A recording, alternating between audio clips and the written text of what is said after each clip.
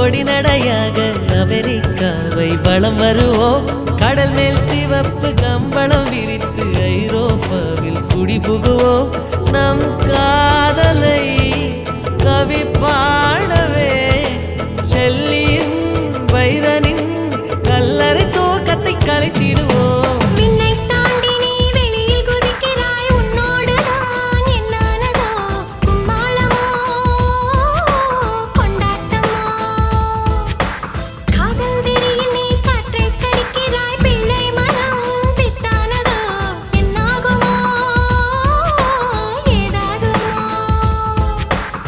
வாடை காற்றுக்கு வயசாச்சு, வாழும் பூமிக்கு வயசாச்சு.